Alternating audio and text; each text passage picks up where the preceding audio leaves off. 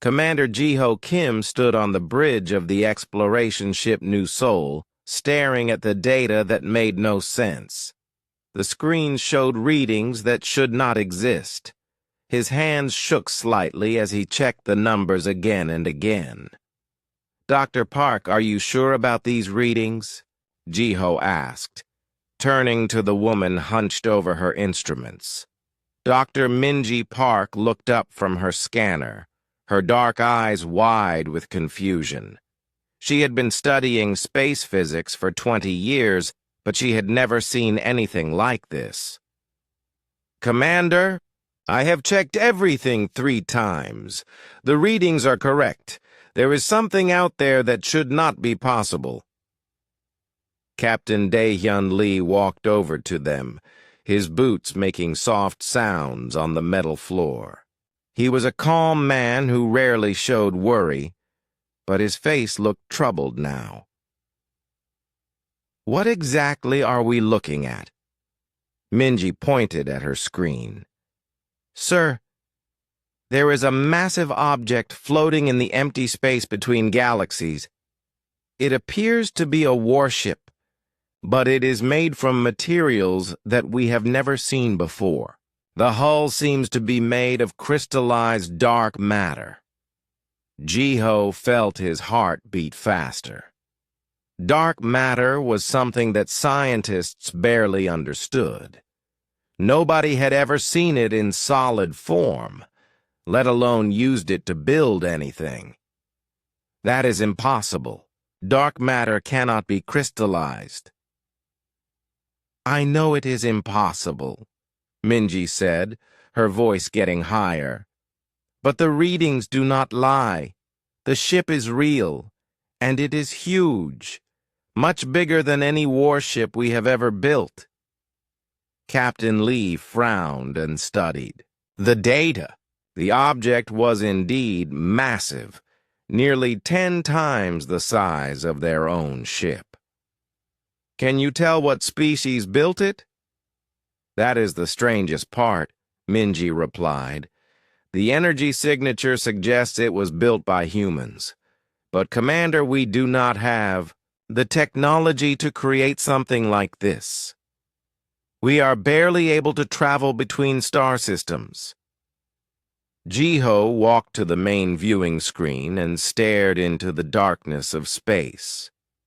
Somewhere out there, floating in the void, was a ship that challenged everything they knew about what humans could build. "Send a message to the Galactic Council fleet. They need to know about this." Within hours, the space around them filled with alien ships. The Galactic Council's deep space reconnaissance fleet was impressive, with vessels from dozens of different worlds. The largest ship belonged to Admiral Velthos, a proud creature from the planet Zephyr. Zephyrians looked like tall, blue-skinned humans with silver eyes that seemed to glow in the dark. Admiral Velthos contacted the New Seoul directly. His image appeared on their main screen, and his voice carried the tone of someone who thought he was better than everyone else. "Human vessel, you will step aside. We are taking control of this situation." Captain Lee stepped forward. "Admiral, with respect, we discovered this vessel. We should be part of any investigation." Velthos laughed, a sound like wind through metal. Humans lack the intelligence to understand such advanced technology. According to our records, your species has only been traveling in space for a few hundred years. You could not possibly have built something this advanced. Ji-Ho felt anger rise in his chest, but he kept his voice calm. "We are not claiming we built it, Admiral. We are simply asking to help study it." "The Galactic Council will study this abandoned alien technology," Velthos replied. "Under galactic salvage laws, we claim this vessel. You humans may watch from A safe distance. The alien ships moved toward the mysterious warship, their weapons ready and their shields up. Jiho watched through the viewing screen as they got closer to the massive vessel. It looked beautiful and terrifying at the same time. The hull seemed to shift and change color as light hit it from different angles. "Something is happening," Minji called out suddenly. Her instruments were going crazy, showing energy readings that jumped all over the place. "The ship is powering up." On the viewing screen, the mysterious warship began to glow. Lights appeared along its hull, creating patterns that hurt to look at directly. The ship seemed to exist and not exist at the same time, like looking at something through water. "All ships maintain distance," Admiral Velthos ordered over the communication channel. But it was too late. A transmission began broadcasting from the warship. The signal was strong and clear, reaching every ship in the area. But the strangest thing was the language it used. It was speaking in perfect Korean. "Welcome home, children of Earth," the voice said. It sounded like a woman, speaking with authority and warmth. "We have been waiting for you." Jiho felt his blood turn cold. He looked at Captain Lee, who had gone very pale. Dr. Park dropped her scanner and it clattered. On the floor, the alien ship stopped moving. Admiral Velthos appeared on screen again, but this time he did not look confident. "What is the meaning of this? How can an abandoned alien ship speak your primitive language?" Captain Lee found his voice first. "Admiral, I think we need to reconsider who built this ship." The transmission from the warship continued. "This vessel is the Tegux Fury, sent from the future of humanity. We bring a warning and a gift. The survival of our species depends on what happens in the next few days." Jiho stepped closer to the communication panel. "This is Commander Jiho Kim of the human exploration ship New Seoul. Can you hear us?" "We hear you, Commander Kim," the voice replied immediately. "We have been waiting for you specifically. You and your team are the key to everything that will happen next." Admiral Velthos made a sound of disgust.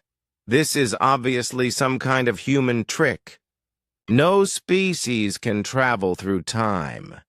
It is impossible." But even as he spoke, the warship began to do things that proved him wrong. It moved without any visible engines, appearing in one place and then another, as if space itself was bending around it. Weapons emerged from its hull that looked like they were made of pure energy, and shields appeared that seemed to exist in multiple dimensions at once. "Commander," the voice from the ship said, "we need you to come aboard. There are things you must see and learn. The future of humanity depends on it." Jiho looked at his captain, who nodded slowly. "Request permission to board the vessel," Captain Lee said. "Permission denied," Admiral Velthos snapped. "No human will set foot on that ship until we understand what it is." But the warship had other ideas. A bright light surrounded the New Seoul, and Jiho felt a strange tingling sensation all over his body. When the light faded, they were no longer floating in empty space. They were inside a massive docking bay, surrounded by technology that seemed to come from dreams. "Welcome aboard the Tegux Fury," the voice said. "Let us show you what humanity will become." The docking bay of the Tegux Fury was unlike anything Jiho had ever seen. The walls seemed to be made of living metal that moved and changed shape.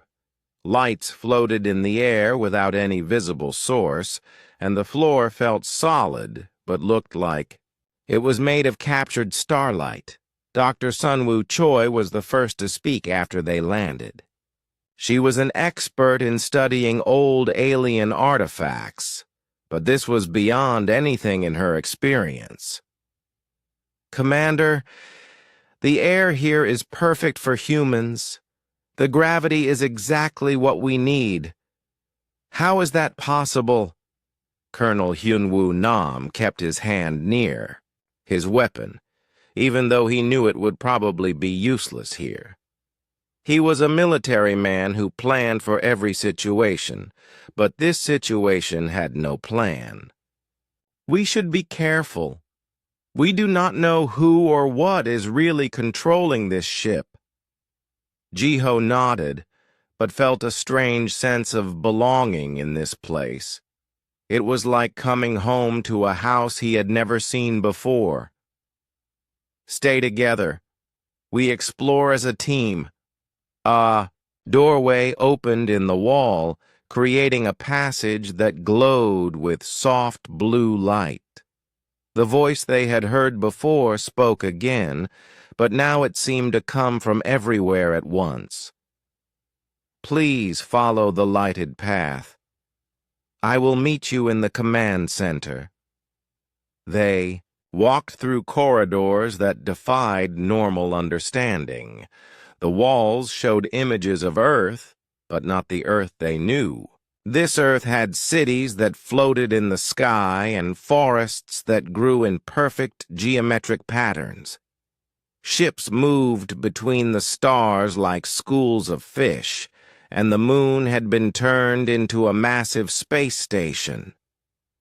"These images," Dr. Choi whispered, "they show Earth's future."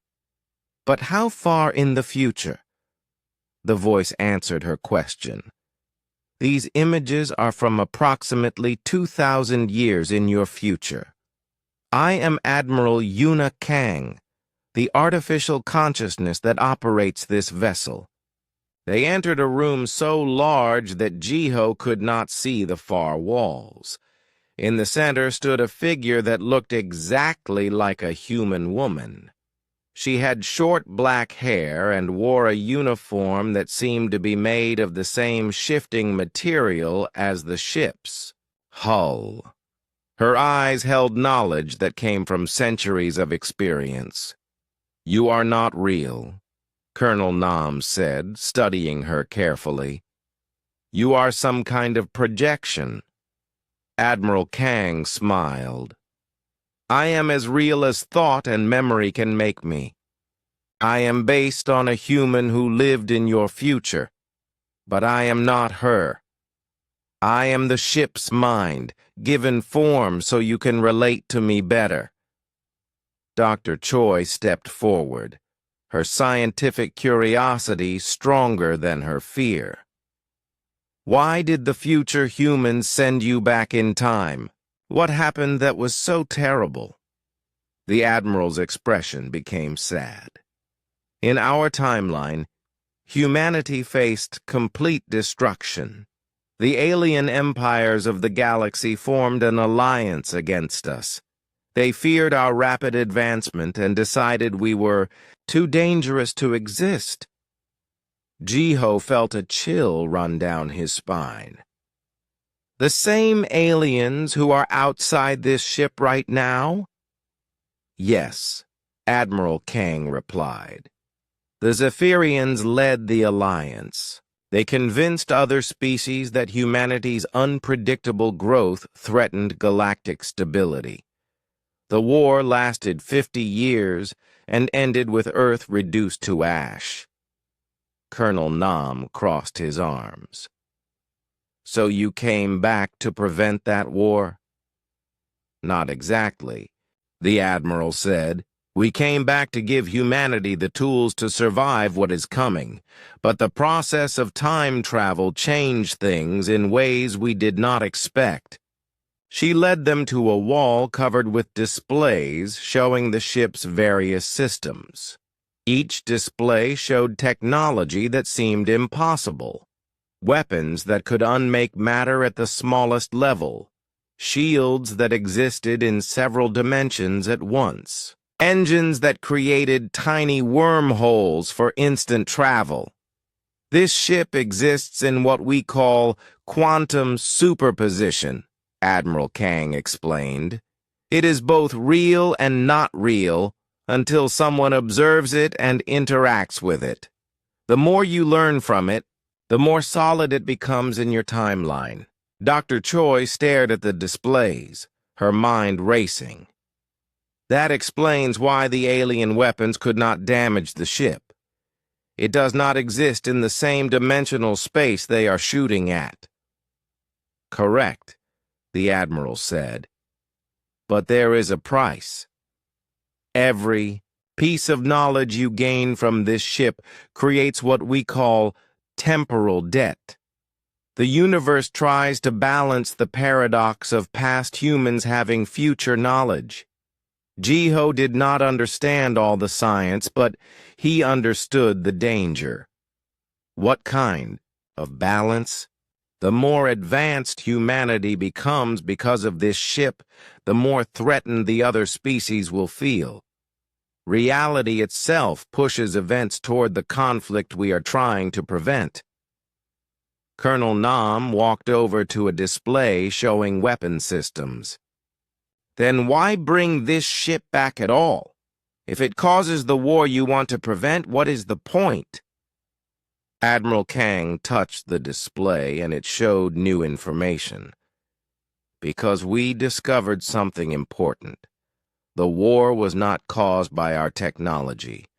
It was caused by fear and misunderstanding. If we can change that, we can break the cycle. Outside. The ship? They could see the alien fleets gathering.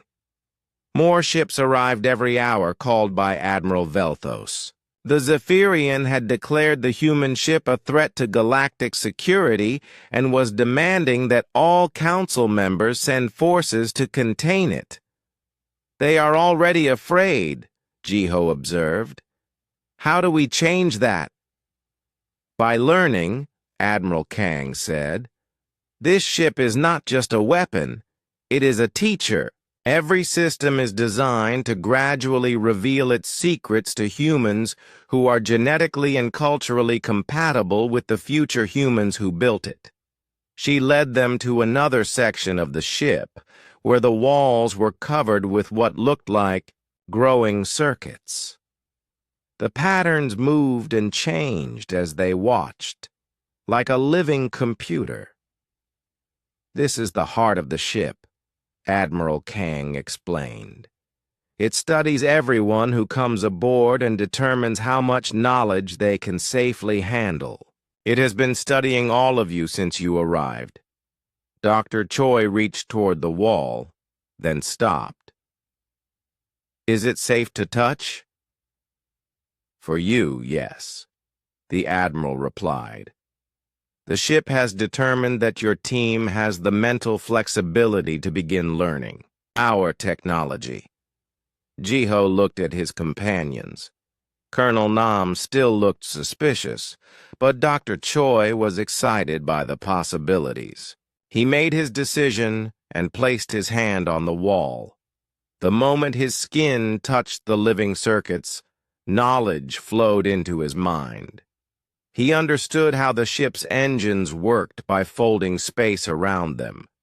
He saw how the weapons created controlled tiers in reality.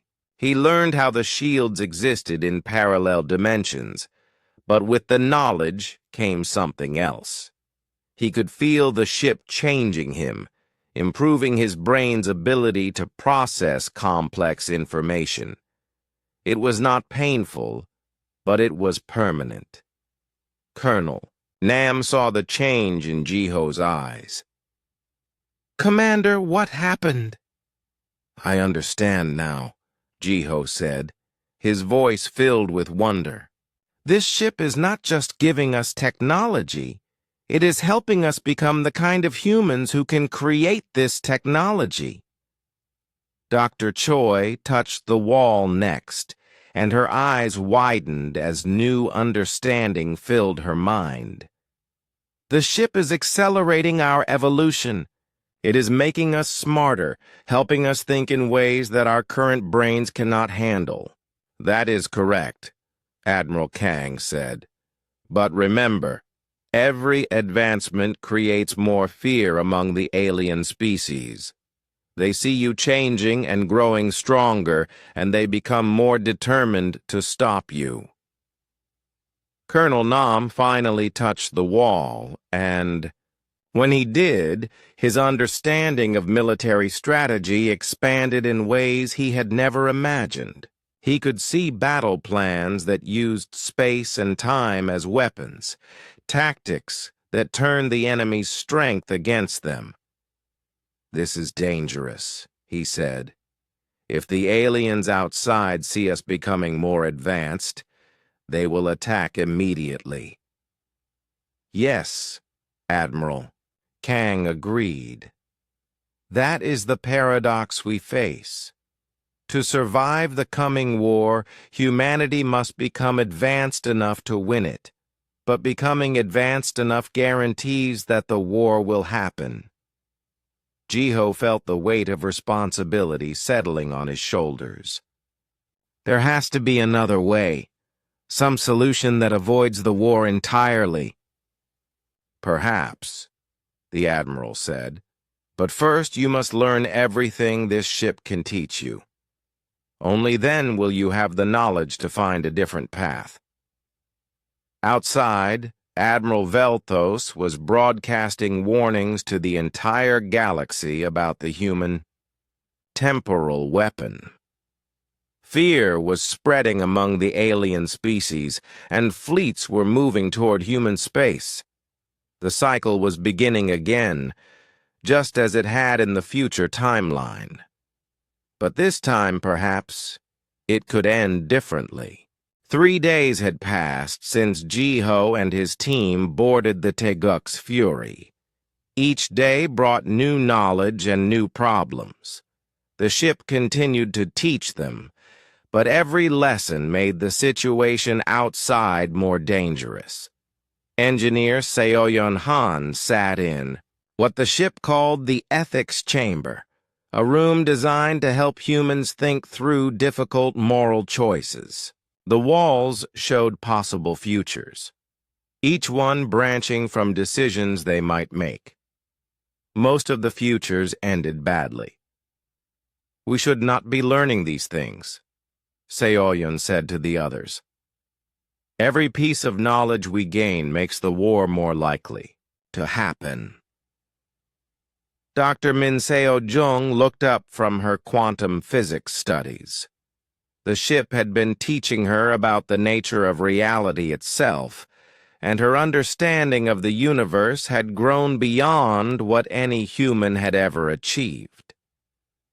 "But if we do not learn, humanity will be destroyed anyway. The alien fleets are already gathering." Commander Woo Jin-shin entered the chamber carrying reports from his intelligence work. The ship had been helping him understand how different alien species thought and planned. "The situation is getting worse. 7 more alien fleets have joined. Admiral Velthos. They are calling this the greatest threat to galactic peace in 1,000 years. Jiho studied the future projections on the walls. In every timeline where they used the ship's weapons, the war escalated until entire star systems were destroyed. In every timeline where they did not use the weapons, humanity was wiped out. There has to be a third option. Admiral Kang appeared. Beside them, her holographic form flickering slightly. "The ship's systems are working harder now. Maintaining existence in your timeline requires more energy as more people learn about us." Soyeon stood up and faced the Admiral. "You said this. Ship exists in quantum superposition. What happens if we choose not to learn from it? What if we just walk away? Then the ship would fade from your reality, Admiral Kong replied. It would become just another impossible thing that people would eventually forget. But the alien fleets would still destroy Earth. We would not have given you the tools to defend yourselves. Dr. Jung shook her head. The math does not work. If learning from the ship causes the war, and not learning from the ship also causes the war, then the war was always going to happen. Unless, Commander Shin said slowly, we change something the future humans did not consider. The ship's AI began showing them new information. Admiral Kang had been studying the current situation and comparing it to the historical records from her timeline. You are correct. There are already differences. In our timeline, the humans who found this ship were desperate and angry. They had already lost several colonies to alien attacks. Jiho looked at the historical data. But in our timeline, we found the ship before any attacks happened. We are not desperate or angry. We are just curious. That might be important, Seoyeon said. Fear makes people do stupid things. Maybe the future humans made the wrong choices because they were afraid. The chamber walls suddenly filled with alarms. Outside the ship, something was happening. Commander. Shin checked his intelligence feeds and his face went pale. War Admiral Thalgus has arrived. He is even more aggressive than Admiral Velthos. He is demanding that the Galactic Council authorize the use of planet-killer weapons against Earth, Doctor. Jung felt sick. Planet-killer weapons could destroy entire worlds in minutes. They would kill billions of innocent people just because they are afraid of one ship? Fear is a powerful force, Admiral Kang said sadly. In our timeline, the decision to use planet killers was what finally convinced humanity to fight back. With everything we had, Jiho made a decision. We need to contact Earth. The government needs to know what is happening here. I have already sent quantum encrypted messages, Commander Shin replied, but it will take time for them to understand the situation and respond. The ship began to change around them. New rooms appeared, filled with technology that could reshape matter at the atomic level. Weapons emerged that could create black holes or tear holes in space itself. The Teguk's Fury was preparing for war. The ship is responding to the threat, Admiral Kang explained. Its programming tells it to protect humanity at any cost. But if it uses these weapons, it will prove to the aliens that their fears are justified. Seoyeon watched the preparations with growing horror. We are trapped in a loop. The future humans sent this ship to prevent their timeline, but every action it takes makes that timeline more likely. Dr. Jung had been studying the quantum mechanics of the situation. What if the loop is the point? What if the future humans knew they could not prevent the war, but they could change how it ends? What do you mean? Jiho asked. Think about it. Dr. Jung continued. In their timeline, humanity was destroyed, but they had enough technology to send this ship back in time. What if they are giving us the tools not to prevent the war, but to win it? Commander Shin looked at the weapons displays. These weapons could destroy the entire alien fleet. We could end the threat to Earth in minutes. and guarantee that we become exactly what they fear, Seoyeon argued.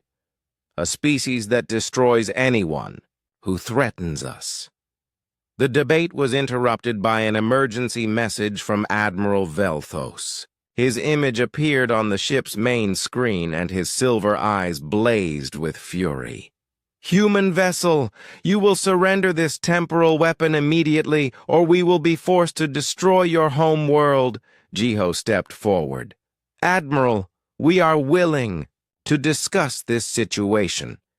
There is no need for threats. The time for discussion is over," War Admiral Thalgus said, his image appearing beside Velthos. Thalgus was even larger than Velthos, with scars across his blue skin that told of many battles. "Your species has violated the most fundamental laws of galactic civilization. Time travel is forbidden because it threatens the stability of reality itself." "We did not build this ship," Jiho protested. "We are just trying to understand it.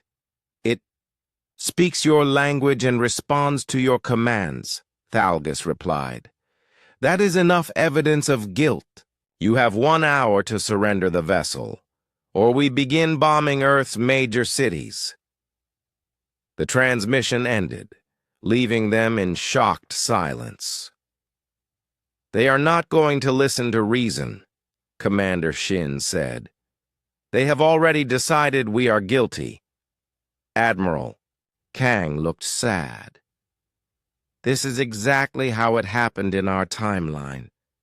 Fear overrode logic. The aliens attacked first, and humanity had no choice but to fight back." Seoyeon stood up suddenly. "What if we do not fight back? What if we let them destroy the ship?" "They would still destroy Earth," Dr. Jung pointed out. "They said so themselves." "No," Seoyeon said, her voice getting excited. "What if we surrender the ship, but we keep the knowledge? What if we prove that humans can be trusted with advanced technology by giving up the most powerful weapon in the galaxy?" Jiho felt hope for the first time in days. "Could that work?" Admiral Kang considered the idea. "It is possible. In our timeline, humanity never tried to surrender anything. We always fought back when threatened. But if we give up the ship, how do we defend Earth when they attack anyway?" Commander Shin asked. "Maybe they will not attack if we prove we are not a threat," Seoyeon replied. Dr. Jung shook her head. "Or maybe they will see surrender as weakness and attack anyway. We have no way to know." The ship around them continued to prepare for battle. Weapons that could reshape reality powered up. Shields that existed in multiple dimensions strengthened. The Taeguk's fury was ready to fight a war across space and time. "We have to make a choice," Jiho said. "Do we trust that showing peaceful intentions will prevent the war, or do we prepare to fight a war we might not be able to win?" Outside, the alien fleets moved into attack formation. Earth's fate hung in the balance, and whatever choice they made in the next few minutes would determine the future of humanity. The weight of that responsibility was almost too much to bear. The massive human dreadnought Incheon's Pride dropped out of hyperspace just as the alien deadline was about to expire. Captain Yunhyok Bay had pushed his ship harder than ever before to reach them in time. Behind him came the best minds that Earth could gather on short notice. Dr. Jaehyun Lim was the first to understand what they were seeing. As Earth's leading expert on exotic matter physics, he had spent years trying to understand the theoretical foundations of impossible technologies. But the Taeguk's fury was beyond theory. It was impossible made real. "Captain," Dr. Lim said, his voice full of wonder, "that ship should not be able to exist. The energy requirements alone would need the power output of an entire star." Admiral, Nayong Seo studied the tactical displays with growing concern. She had spent her life planning Earth's defense against alien threats, but she had never imagined a threat like this. "The alien fleet has grown to over 200 ships. They have enough firepower to glass every major city on Earth." Specialist, Dongyun. O was busy scanning the mysterious warship with every sensor available. As a temporal mechanics engineer, he was one of the few humans who might understand how time travel actually worked. "Admiral, the energy readings from that ship are off the charts. It is operating on principles that we have not even discovered yet." Captain Bay opened a communication channel to the Taeguk's fury. "Commander Kim, this is Captain Bay. We are here to help. What is your situation?" Jiho's voice came through clearly, but there was strain in it. "Captain, we have learned things that change everything. This ship is from Earth's future, sent back to prevent a war that destroys humanity. But every action we take seems to make that war more likely." Dr. Lim leaned forward. "Commander, can you explain how the ship works? The physics should be impossible." "That is the problem," Jiho replied. "The ship operates on what it calls paradox engineering. It functions by creating and then resolving temporal contradictions. The weapons do not just destroy targets. They retroactively prevent them from ever being built." Specialist O felt his understanding of time and space shift. That would require controlling causality itself. It would mean the ship can change the past. "Not exactly," came Admiral Kang's voice as she joined the communication. "The ship creates micro-timelines where events happen differently. The shields do not block attacks. They create versions of reality where the attacks never happened." "Admiral, SEO studied the tactical implications. If that is true, then conventional weapons would be useless against it. But it also means using such weapons would fundamentally damage the structure of reality." "Correct," Admiral Kang confirmed. "Every use of paradox technology creates what we call temporal debt. The universe tries to balance the contradiction by creating opposition to the changes." Captain Bay understood the problem now. So the more powerful humanity becomes because of this ship, the more the aliens will fear us, and the more they will try to destroy us. Dr. Lim was fascinated despite the danger. "Can we study the ship's technology without triggering this temporal debt?" "No," Admiral Kang replied sadly. "Knowledge itself creates the debt. The moment humans understand how to manipulate time and causality, other species will see us as an existential threat." The alien fleets were moving into final attack positions. War Admiral Thalgus sent one last message to both human ships. "Humans, you have ignored our deadline. We will now demonstrate the consequences of violating galactic law. A massive energy beam lanced out from the alien flagship, aimed directly at the Taeguk's fury. But instead of striking the ship, the beam simply passed through it as if it was not there." "Incredible," Specialist O whispered. The ship shifted into a parallel timeline where the attack did not happen, but Admiral Kang looked worried. Each defense creates more temporal debt. The universe is trying to restore balance, and that balance requires conflict. Dr. Lim had been thinking about the problem from a scientific perspective. What if we could study the ship without actually using its technology? What if we only observed and learned? The ship has been teaching us since we came aboard, Jiho explained. It changes anyone who interacts with it extensively. We can think faster now, see patterns in quantum mechanics that should be impossible to understand. Admiral Seo realized the full scope of what was happening. The ship is not just giving you technology. It is evolving you into the kind of humans who can create that technology. Yes, Admiral Kang confirmed.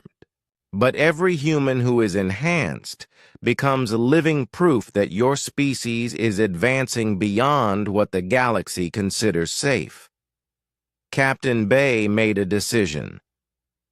We need to board that ship. If we are going to face this threat, we need to understand what we are dealing with.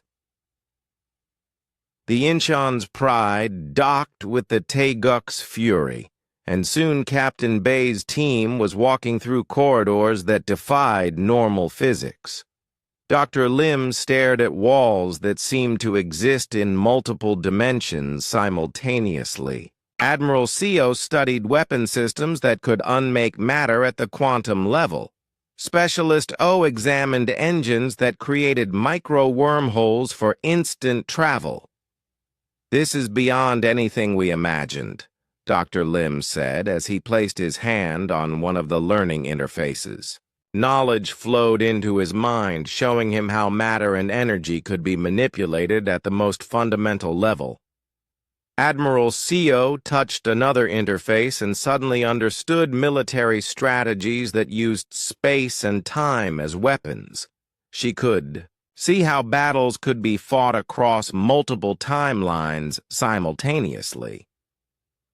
Specialist O connected with the ship's temporal systems, and his understanding of causality expanded dramatically.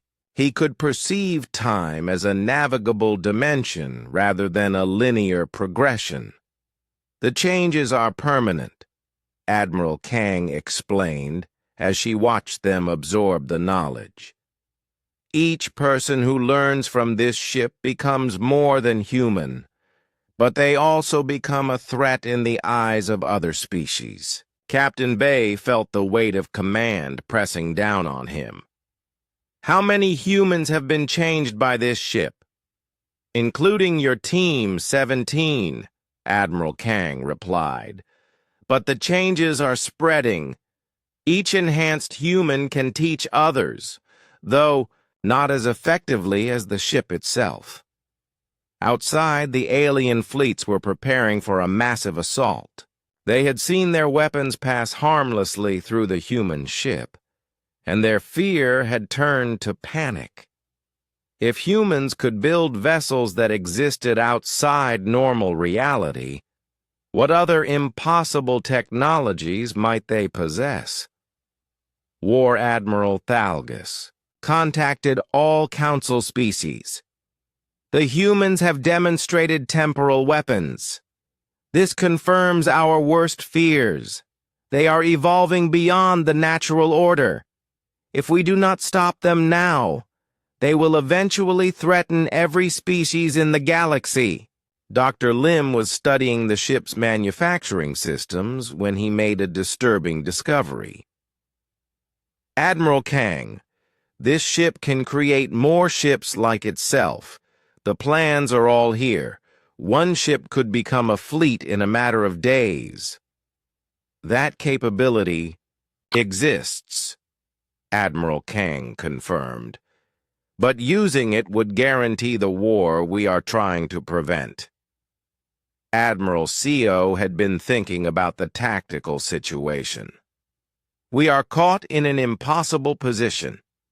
If we use the ship's power, we prove their fears are justified. If we do not use it, they will destroy Earth anyway. Specialist O had been studying the temporal mechanics of their situation. There might be a third option. What if we could use the ship's time travel capabilities to prevent the aliens from ever fearing us in the first place? Dangerous, Admiral Kang warned. Changing the past creates paradoxes that could unravel reality itself. But if we do nothing, reality ends anyway, Captain Bay pointed out. At least for humanity. The ship around them continued to reveal new capabilities. Weapons that could exist in multiple times simultaneously. Shields that protected against attacks that had not happened yet. Manufacturing systems that could create matter from pure energy. We are becoming the species that the aliens fear, Jiho realized. Just by learning from this ship, we are proving that their fears are justified. Then perhaps, Admiral CO said slowly, the solution is not to prove them wrong about what we can become. Perhaps the solution is to prove them wrong about what we choose to do with that power. The alien fleets began their final approach, and the fate of humanity hung in the balance. Whatever choice they made in the next few hours would determine whether the species survived or joined the future timeline where Earth was nothing but ash and memory. The first alien attack began at exactly 1400 hours, ship time. Commander So-Young-Go watched from the tactical center as hundreds of energy beams converged on the Taeguk's fury. Her specialty was tactical AI systems, but nothing in. Her training had prepared her for this kind of warfare. All attacks are passing through the target, she reported to the command team. The ship is existing in multiple timeline states simultaneously. Dr. Kyungmin An was studying the consciousness transfer technology that allowed Admiral Kang to exist. As an expert in how minds could be moved between different forms of existence, she was fascinated by the ship's AI. Admiral, how long can you maintain this defense? Each deflected attack creates more temporal debt, Admiral Kang replied, her holographic form flickering with the strain. The universe is fighting to restore balance. Soon the pressure will become too great. General Taiwu Ryu coordinated Earth's defense from his command ship, but conventional human weapons were like throwing stones at a hurricane. The alien fleet has grown to over 300 vessels. They are calling in ships from across the galaxy. Dr. Hejin Moon had been studying the ethical implications of their situation. As a temporal ethics philosopher, she understood better than anyone the moral weight of changing time itself. We are facing the same choices that led to the original timeline. Fear is driving both sides toward a war that neither wants but both feel is necessary. Jiho stood in the center of the ship's command room, feeling the weight of impossible decisions. Around him, the enhanced humans worked with abilities that surpassed normal human limits. Their minds processed quantum mechanics intuitively. They saw patterns in space and time that should have been incomprehensible. We are changing, he said to the others. Every hour we spend on this ship makes us more than we were. But every change makes the aliens more afraid. Commander Go looked up from her tactical displays. I can see battle strategies that use probability. waves as weapons. I can plan attacks that happen in multiple timelines at once. But I remember what it was like to think normally. And this is not normal. Dr. An nodded. The ship is rebuilding our brains, making them capable of understanding impossible concepts. But in doing so, it is making us into the kind of beings that other species have nightmares about. Admiral Kang appeared beside them, her form more solid than before. The temporal debt is accumulating faster than expected. The universe is responding to the paradox by making the conflict more intense. General Ryu's voice came through the communication system. Multiple alien fleets are moving toward Earth. They are no longer just trying to contain this ship. They are planning to destroy our entire civilization. Dr. Moon studied the projections showing possible futures. In every timeline where we use the ship's weapons, the war escalates until entire star systems are destroyed. In every timeline where we surrender, humanity is eliminated to prevent future threats. There has to be another way, Jiho insisted. Some choice that the future humans did not consider. The ship began to change around them, responding to the growing crisis. New weapon systems emerged from the walls, each one capable of destroying entire fleets. Manufacturing bays activated, ready to create an armada of ships like the Taeguk's Fury. The vessel was preparing to become the weapon of mass destruction that the aliens feared. If we use these systems, Admiral Kang warned, we will become exactly what they think we are, a species that destroys anyone who threatens us. Commander, Go was studying the tactical possibilities, but if we do not use them, Earth will be destroyed and billions will die. How is that the better choice? Dr. An had been thinking about the nature of consciousness and choice. What if the future humans were wrong about why they sent this ship? What if they thought they were preventing the war, but they were actually ensuring it happened? What do you mean? Dr. Moon asked. Think about the paradox, Dr. An continued. The ship exists because the war happened. If we prevent the war, the ship never gets built. If the ship never gets built, it cannot come back to prevent the war. Jiho felt a chill of understanding. You are saying the ship has to cause the war it was sent to prevent? Not exactly, Dr. An replied. I am saying the ship might be serving a different purpose than the one the future humans intended. Admiral Kang looked troubled. What purpose could be more important than preventing the destruction of Earth? Dr. Moon had been studying the ethical frameworks involved. What if the real purpose is not to prevent the war, but to ensure that humanity survives it? What if the future humans knew they could not prevent the conflict, but they could change how it ends? The idea was horrifying and brilliant at the same time. The future humans had not sent back a weapon to prevent war.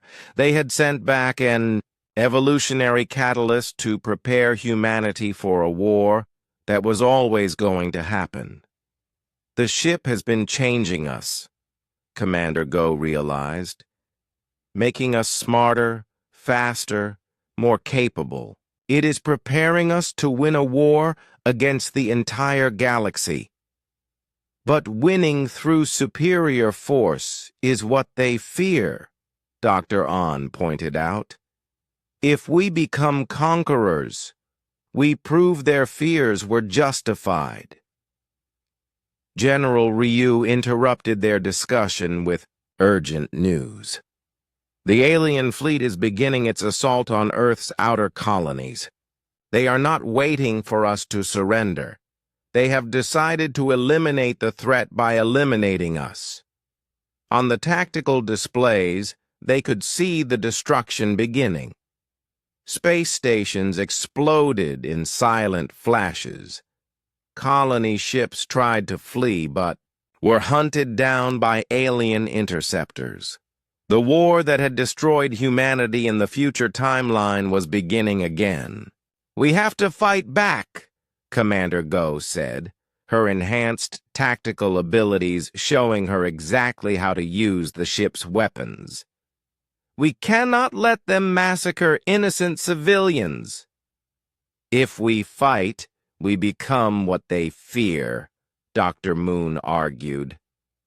"We prove that giving humans advanced technology leads to violence. If we do not fight, we die," Jiho replied. "And dying proves nothing, except that we were weak." Admiral Kang stood silent for a moment, processing information faster than any human mind could follow.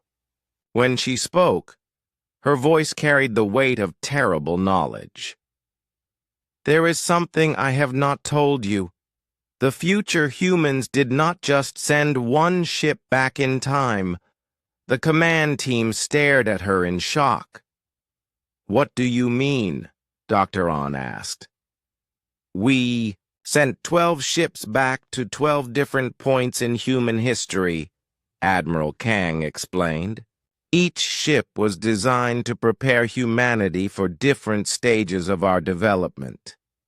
This ship was meant for this specific moment, when first contact with galactic civilization would determine our future." Jiho felt the weight of destiny settling on his shoulders. So this was always meant to happen? The fear, the war, all of it? "No," Admiral Kang replied. "The other 11 ships changed history successfully. But this timeline, this moment, was the crucial point. If humanity survives, the next few hours we become a galactic power. If we do not, the entire species is eliminated from existence." The alien bombardment of Earth was intensifying. Billions of lives hung in the balance, and the choices made in the next few minutes would determine whether humanity had a future at all. "Then we have to make a choice," Jiho said, looking at each member of his team. "Do we use the ship's power to save our people, knowing it will make us into the monsters they fear? Or do we find another way?" Outside, Earth burned under alien weapons, and time was running out. Engineer Jiwoo Kwan was only 25 years old, but her mind had been transformed by the ship's technology into something far beyond normal human capability. She could perceive temporal mechanics as easily as others saw colors, and in that perception, she found the answer everyone had been searching for. "I can see it," she said suddenly, her voice cutting through the chaos of the command center.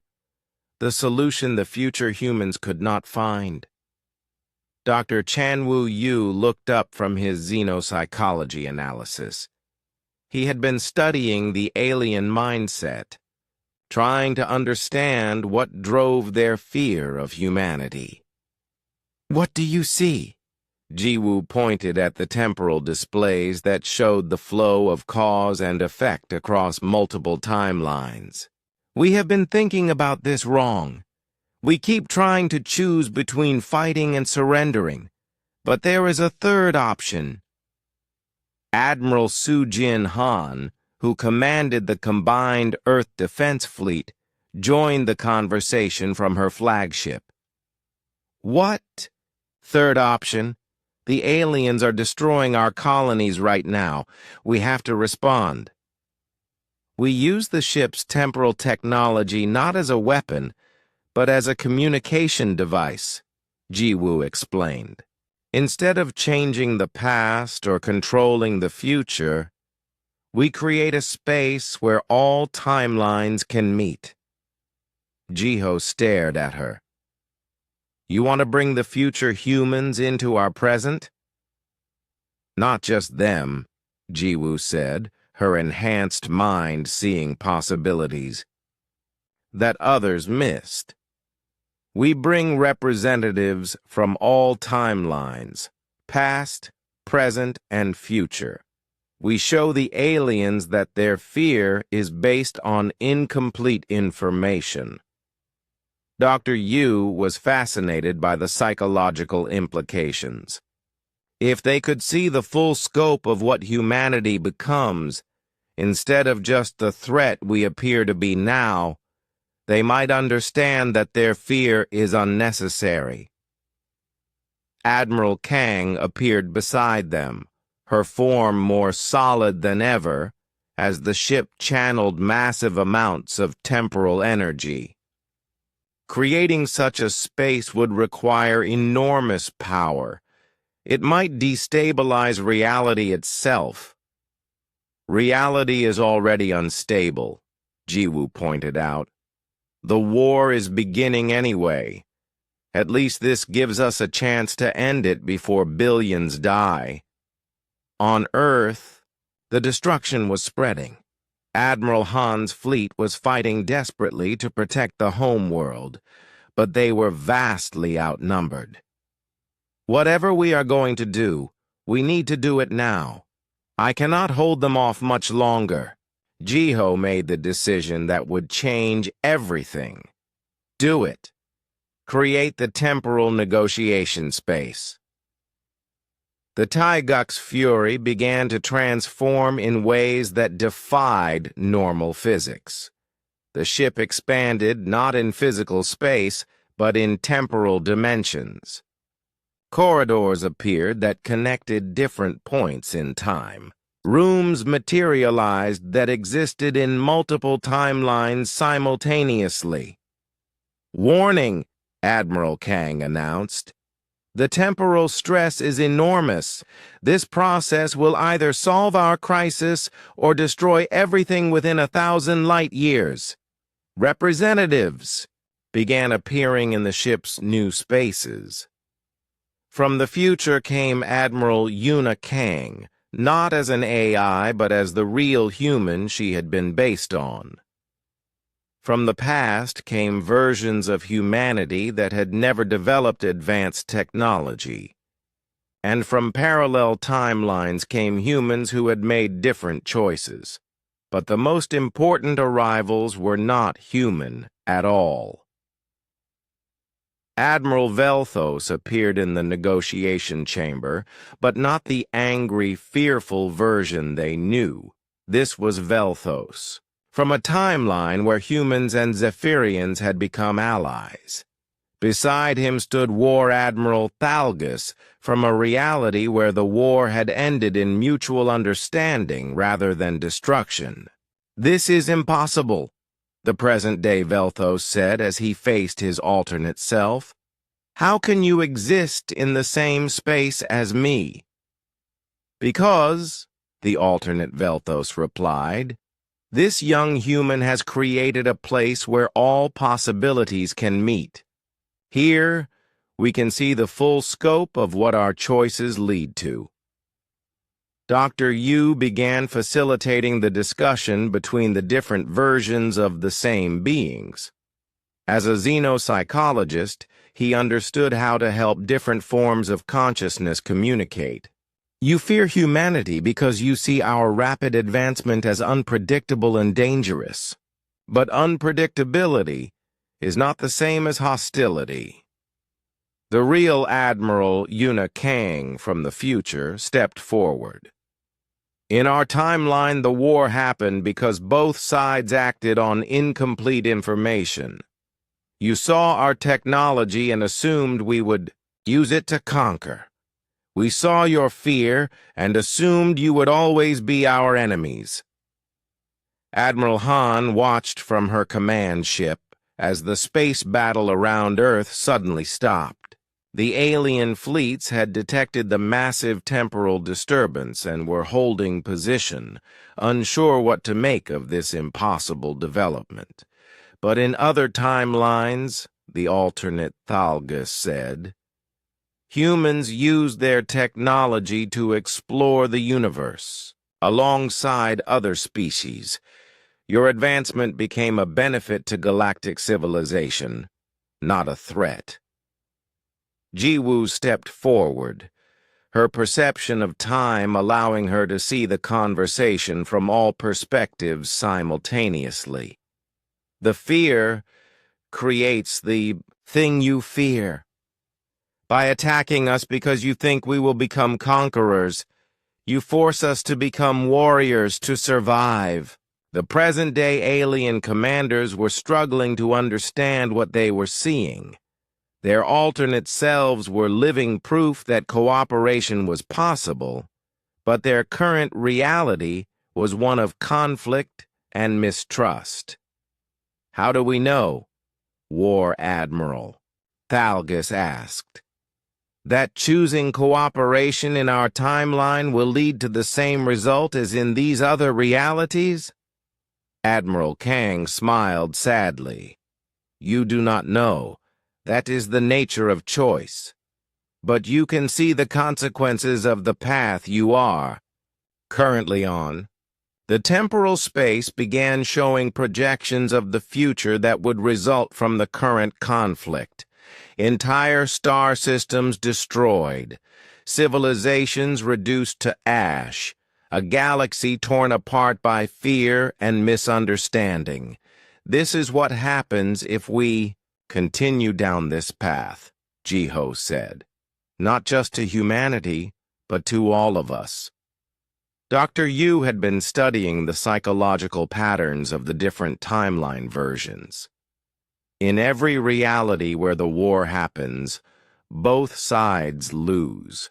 In every reality where cooperation happens, both sides benefit from humanity's unique perspective and rapid advancement. The alternate Velthos addressed his present-day counterpart directly. Our species has always valued stability and predictability. But these humans have shown us that change and growth are not threats to be eliminated. They are opportunities to become more than we were. Engineer Quan could feel the temporal space beginning to destabilize. We cannot maintain this much longer. The universe is fighting to restore normal causality. Then we must make our choice now, Admiral Han said from her flagship. Do we continue the path toward mutual destruction, or do we try something that has never been attempted before? The present-day Admiral Velthos looked at his alternate self, then at the human representatives from multiple timelines.